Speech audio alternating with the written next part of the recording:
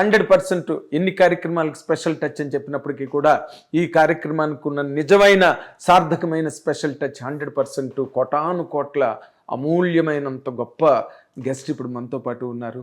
ఒకే ఒక్క అడుగుతో ప్రపంచవ్యాప్త సంచలనాత్మకతను సాధించిన, చరితార్థతని సార్థకతని అందుకున్న ఆ గెస్ట్, ఆ స్పెషల్ గెస్ట్ ఎవరో కాదు, ఇప్పుడు ప్రస్తుత తాజా లేటెస్ట్ టీటీడీ బోర్డు చైర్మన్గా పదవి బాధ్యతలను చేపట్టి ఈ రోజున ఎన్నో కార్యక్రమాల్లో తలమునకలవుతున్న బిఆర్ నాయుడు గారు ఇప్పుడు ప్రస్తుతం అంతా ఉన్నారు. వారికి సహస్ర ప్రణామాలు తెలియజేస్తూ ఇంటర్వ్యూకి స్వాగతిస్తున్నాను. అయ్యా నమస్కారం. ఓం నమో వెంకటేశ్. ఓం నమో వెంకటేశాయ. శివాయ విష్ణువాయ శివరూపాయ విష్ణువే అని వాళ్ళ కార్తీక స్వామివారు నాడు మిమ్మల్ని ఇంటర్వ్యూ చేయడం అంటే చాలా మనస్సు చాలా ప్రఫుల్లితంగా ఉందండి.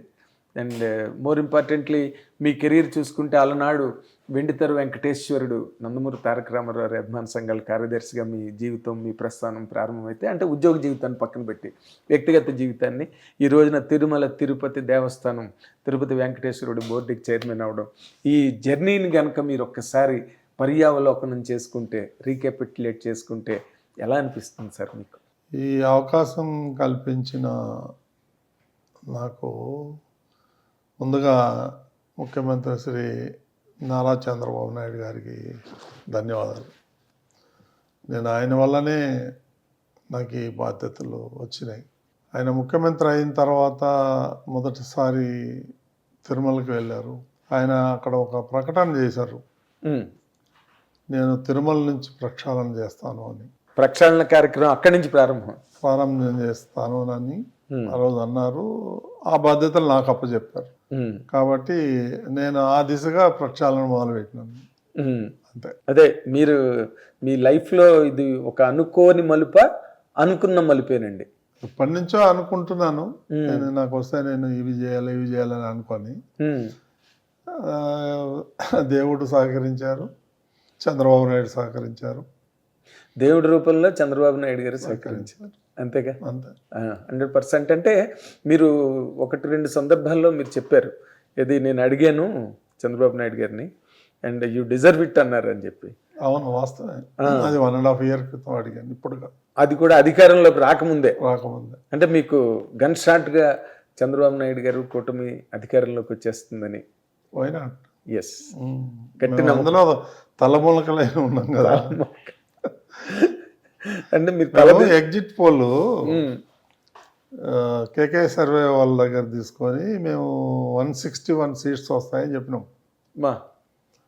అందరూ నవ్వారు, పిచ్చి ఉండొచ్చు కానీ ఇంత పిచ్చి ఉండకూడదు, తెలుగుదేశం పిచ్చి, అన్ని అబద్ధాలు చెప్తున్నాడు అన్నాడు. అదే 164 వచ్చినాయి, 3 ఎక్కువ వచ్చినాయి. అంటే కాన్ఫిడెన్స్ గెలవటం కాదు, థంపింగ్ మెజారిటీతో గెలవడం. మళ్ళీ అంటే వాళ్ళకి ప్రతిపక్ష హోదా కూడా లేకుండా చేసినంత. ఏ హోదా ఉందో లేదో నాకు తెలియదు, అవి కూడా రాకుండా ఉండాల్సింది. ఎట్లా వచ్చాయో మాకు అర్థం కావట్లేదు. ఎలా వచ్చాయని మీ ఉద్దేశం? ఏదో వేసారు కొంతమంది.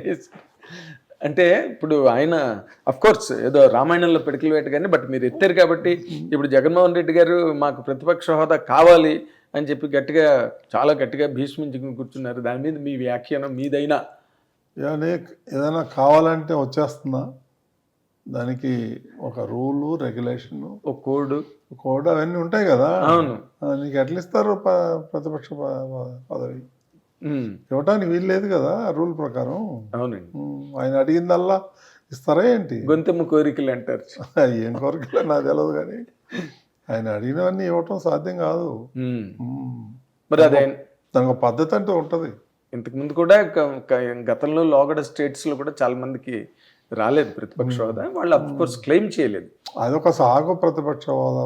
ఏం చేశారు? ప్రతిపక్ష హోదా ఇచ్చారు. ఇప్పుడు ఆయన Z+ కేటగిరీ ఉంది, మరి ఇంకేం కావాలి? ఏం కావాలి?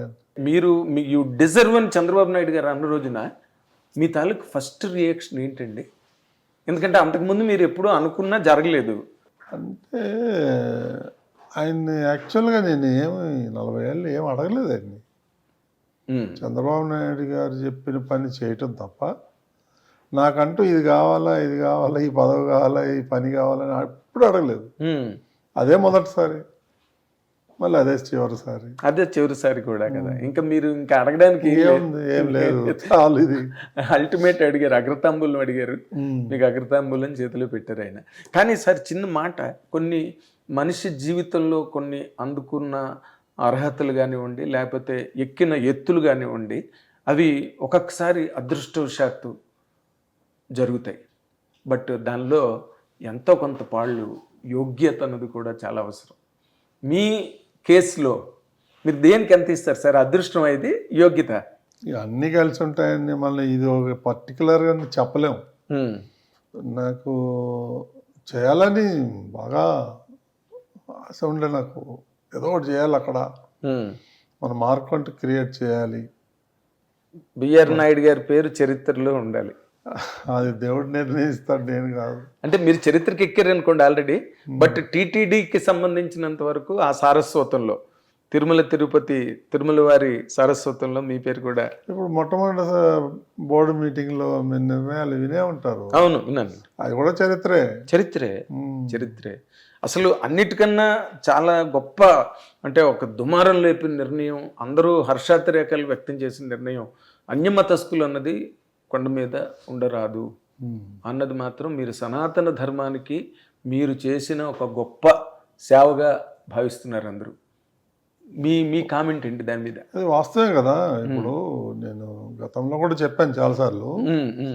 ఇప్పుడు ఎవరన్నా అన్యమతస్థులు వస్తే అక్కడ రూల్ ప్రకారం డిక్లరేషన్ ఇచ్చి దర్శనానికి పోవాలి, రావద్దని అంటలేరు ఎవరు కూడా. అది అటువంటి డిక్లరేషన్ ఇచ్చి వెళ్ళే అన్యమతస్థులు అలా అక్కడ ఉద్యోగం ఎలా చేస్తారు? వెళ్ళడానికే పర్మిషన్ కావాలంటే అంటుంటే ఎట్లా కుదురుతుంది అది? సో అందుకని వాళ్ళు కొంతమంది అయితే సమయం దొరికినప్పుడంతా వాళ్ళ మతం గురించి ప్రచారం చేస్తారు. ప్రతి భక్తుడు రూపాయి, 2 రూపాయలు, 10 రూపాయలు ఉండిలో ఇస్తే ఆ డబ్బులు వాళ్ళకి జీతంగా ఇస్తే వాళ్ళు ఆ విధంగా చేస్తే ఎట్లా? ఇప్పుడు ఆ ధర్మం మీద, ఆ దేవుడి మీద వాళ్ళకి భక్తి ఉండాలి. భక్తి ఉండాలి, అంకిత భావం ఉండాలి. అప్పుడే అక్కడ పని చేయాలి. అవునండి. ఇప్పుడు మా సంస్థలు ఉన్నాయి, అది అన్ని మతస్థులు అందరూ పనిచేస్తారు. కోర్స్ మాకు అట్లాంటి ఫీలింగ్ ఏం లేదు, అన్ని మతలు వేలేయాలి లేకపోతే వాళ్ళు దూరం పెట్టేయాలి అనేది లేదు. అవునండి. పర్టికులర్గా టీటీడీ విషయం వస్తే దాని యొక్క ఇది వేరండి, పవిత్రత. You cannot compare with anything in the world. ఇది అఖిలాండ కోటి బ్రహ్మాండ నాయకుడు అన్న మాట కరెక్ట్. అంతే, అది దాంట్లో మరి ఇంకా వేరే వర్డ్ లేదండి. ఆయన సొమ్ము తింటా ఆయనకి వ్యతిరేకంగా చేస్తామంటే ఎట్లా టాలరేట్ చేస్తాం? Correct sir, correct. మరి